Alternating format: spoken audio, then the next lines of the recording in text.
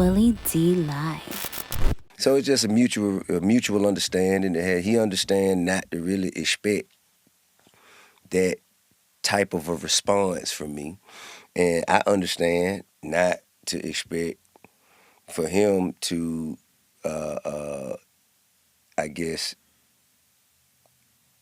not to expect for him to disregard whatever tragedies or whatever hardships he may have experienced, even if they were volunteered. You know what I'm saying? He like, man, I still went through it. That don't mean just because I still had to go through it. I'm like, okay. And one thing he mentioned was, he said he went to school as a kid, like a famous kid, and he went to public school. And he's like, man, I ain't had no brothers, no big brothers that went to school with me. I went to school by myself. And so when I go to school, I got to hold my own. I'm like, yeah, that's fine. I understand that. And you deserve all the stripes that come with that. But that's not finna make me treat you different.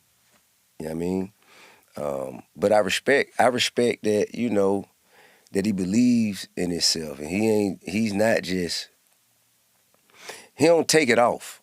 You know what I'm saying? He not just behaving this way for cameras. Like, this is really the personality that he has assumed for himself. And all in all, it's really just a personality, because he's not out there selling no dope and committing no crimes and nothing like that. I mean, I guess it's the way he's wired. You know what I mean? So I try to respect that as much as I can, and he respects the fact that, you know, he just can't speak out of turn. You know what I'm saying? With me and his mama. I mean, that was the mutual understanding we came to. Right. You, as you said, you know him. I mean, you was there when his head popped out. Hell, you was there before the head popped out. That's right. I mean, put it there. You put Exactly. But knowing King, knowing that he has a propensity to get worked up. Yeah. When you saw him getting worked up, why did you smash the gas? Why didn't you just like pull him to the side and say? I did. And he didn't want to hear it? Mm-mm. Okay. No, that's what I was trying to do. I mean, but you know, hey man, I got instincts, man.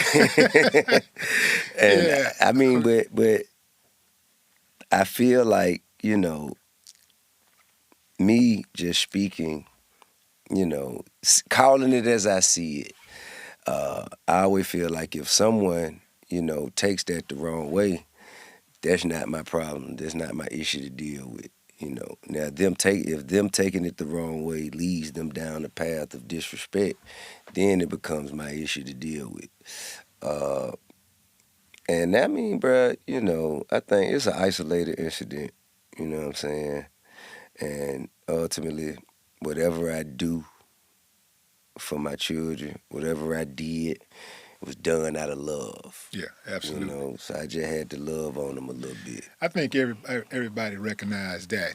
But what did you say to him when you had him in the headlock? Oh man, that's privileged information, man. Nah, bro. I mean, you know, we had a little slight conversation. Because usually when you put somebody in the headlock, you know, I done had. I mean, it wasn't a headlock. I done had. It was more like a bear hug. It was a bear hug. Yeah, it was more like a bear hug. Okay, so it was a bear hug. Yeah, a bear hug with one of these at the end. But nah, man, I just pulled him close to me, you know what I mean? Where we could, like, real tight, so we could, you know, be joined together as one, and I could communicate, because I felt like when we were just like this far apart, I was talking, but it wasn't getting nowhere. You feel me? Mm-hmm. So I just had to get him close to me, so I could love him good.